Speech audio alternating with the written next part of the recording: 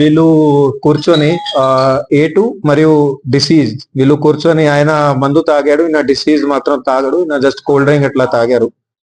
So అప్పటికే ఆ అమ్మాయి వాళ్ళ ఇద్దరు కూడా బ్రదర్స్, వాళ్ళు అప్పటికే అక్కడ దగ్గర పొదలోనే వాళ్ళు కనపడకుండా వాళ్ళు హైడింగ్ లో వెయిటింగ్ లో ఉన్నారు.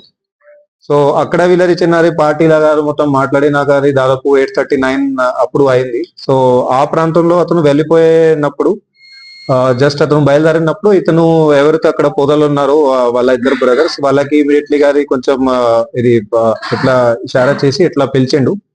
సో పిలిచినాక ముగ్గురు కూడా ఇతను స్కూటీ ఎప్పుడైతే ఎక్కాడు డిసీజ్ అతని మీద దాడికి దిగారు ముగ్గురు కూడా.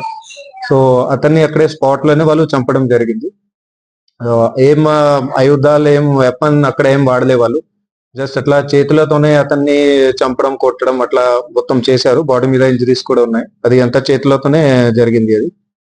సో దాని తర్వాత వెంటనే ఇతను A1 వాళ్ళ ఫ్యామిలీ మెంబర్స్ కి, తన ఫాదర్ కి, తన నాన్నమ్మకి వాళ్ళకి వెంటనే ఇతను ఇన్ఫార్మ్ చేసిండు దాట్ ఇట్లా చేసేసామని, ఆల్రెడీ చంపేసినామని. వాళ్ళు కూడా వెరీ గుడ్ అని అట్లా చెప్పారని అట్లా ఉంది.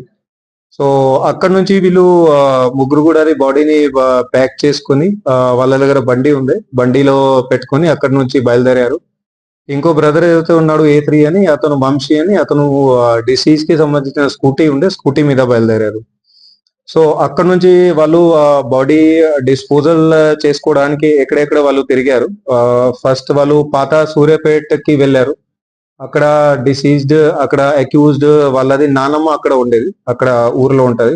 సో అక్కడ పోయి ఆమెకి బాడీ చూపించారు అక్కడ వాళ్ళు స్పష్టంగా దట్ ఇట్లా ఎప్పుడు చేసేసామని.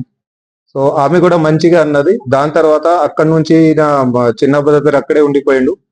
సో మిగతా వాళ్ళు ఇద్దరు అక్యూజ్డ్ బాడీతో పాటు అక్కడ నల్గొండకి వెళ్ళారు. నల్గొండలో వీళ్ళ ఫ్రెండ్ అక్కడ సాయి చరణ్ అని ఉంటాడు, అతనికి కూడా ఆల్రెడీ వాళ్ళు చెప్పి పెట్టారు ఎట్లా చేస్తామని. వాడు కూడా ఇన్వాల్వ్మెంట్ లో మొత్తం మరి క్రైమ్ ఇన్వాల్వ్మెంట్ లోనే ఉన్నాడు. సో అతను కూడా వాళ్ళు బాడీ చూపించారు, అతను బండి కూడా ఎక్కిండు. మరి అతను కూడా వీళ్ళతో పాటు అక్కడే నల్గొండ దగ్గరనే ఎక్కడెక్కడో వాళ్ళు కనగల్ రోడ్ లో ఎక్కడెక్కడో వాళ్ళు బాడీ ఎక్కడ పాడేయాలని అట్లా వాళ్ళతో పాటు వెళ్ళిండు. కానీ వాళ్ళకి అక్కడ సరిగా ప్లేస్ దొరకాక మళ్ళీ వాళ్ళు రిటర్న్ వచ్చి అతన్ని ఆ సాయి చరణ్ ని అక్కడే దింపేసి తర్వాత నల్గొండ నుంచి రిటర్న్ వాళ్ళు సూర్యాపేటకి వచ్చారు.